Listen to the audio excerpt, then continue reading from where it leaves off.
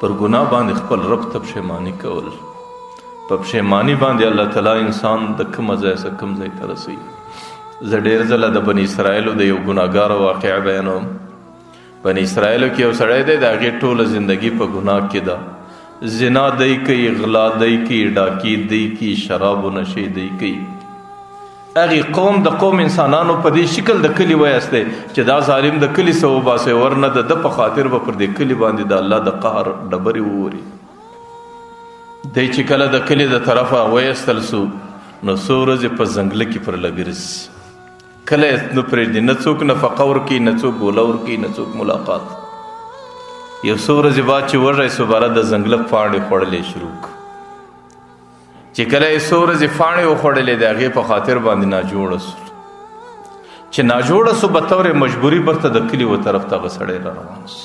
چې کله در ځنګله راوځي د ډېرې بیمارۍ و ناجوړۍ څه د پښو د چله څه ولوېدی.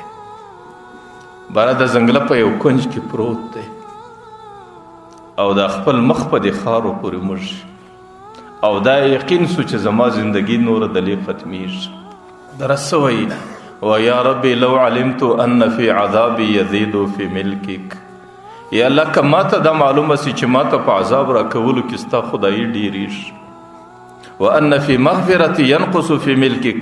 که ماته دا معلومه سي چې ماته په سزا راکولو کې ستا په خدای کې کمی راځي، ماته په خلاصون راکولو کې ستا په خدای کې کمی راځي، ورته ستا په عزت و جلال دې مې قسمي که زه بخښنه درڅه وغواړم.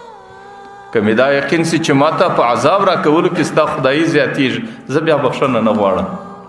که ماته دا معلومه سي چې ماته په عذاب بخښنه کولو کې ستا په خدای کې کمی راځي، بیا زه بخښنه نه غواړم. لیکن یا الله ته د ټولو بادشاهانو بادشاه که ما په اور وسوځې هم ستا هغه حکومت دی، په هغې کې څه زیاتوب نه راځي. که ما ته معافي وکړې ستا په حکومت کې څه کمی نه راځي. یا الله زما په لاس کې نه دنیا سته نه آخرت سته. بس دغسې په ژړا ژړا کې به دنیا سره رخصت سو. حضرت موسی علیه السلام ته دستي وحی راغلی.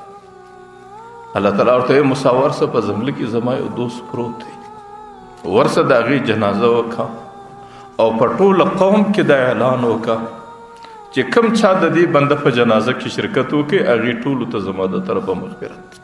زما یو ولي دی په ځنګله کې، هغه د پردیسی په حالت کې وفات دی، که چا د هغې په جنازه کې شرکت وکړي زما د طرفه ټولو مغفرت دی او ټولو ته بخښنه.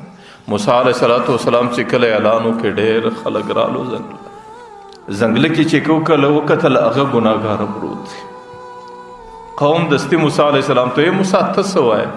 دا خو موږ په دې خاطر د کلي څه ایستلی دی چې زموږ پر کلي د ده په خاطر د ډبرو باران ونسي، او ته وایې چې الله ماته وایي چې د دې په جنازه کې چا شرکت وکړي هغه ټولو ته مغفرت. حضرت موسی علیه السلام د قوم د خبرې په اورېدلو دستي د الله سره په راز و نیاز کې سو. یا الله قوم څه وایي او تا ماته کوم پیغام راکړی دی؟ الله تعالی ورته موسی قوم هم صحیح وایي، زما پیغام هم صحیح دی. ورته موسی دا زما یو مخلوق او د دې سره ډېر تجاوزات سوي و، دا ډېر ګناهګار. لیکن موسی لما اصابته سکرات الموت چې کله د مرګ غوټې ورباندې راغلې فرآ یمینه و رآ یساره، یو ځل دې طرف ته وکتل، دې ځان ته وکتل، وړو کښته وکتل، راسته و چپت. فلم یجد حمیما ولا قریبا، نه یو داسې څوک ولو چې د هغې د دوست وی، نه قریب وی، نه همدرد و نه غمخواره ولو. فرآ نفسه حقیره و سعیره، دا خپل ځان یې ډېر خوار وبالی، دا خپل ځان یې ډېر ستړی وبالی، دا خپل ځان یې ډېر بې اثري و بې مدته وبالی.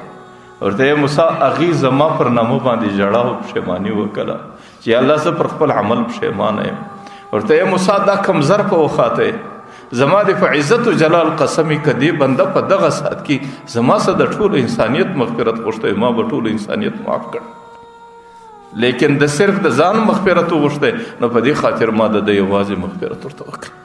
نو زه دا وایم چې ندامت او پښیماني د ګناهګاره چې ګناهګاره پر خپله ګناه پښیماني وکړي، الله تعالی هغې د کومه ځایه څه کوم ځای ته رسوي. نو د توبې دپاره که سړی توبه کاږي د هغې دپاره دویم شرط دا دی و ان یندم علیها، پر دې ګناه به پښیماني کوي.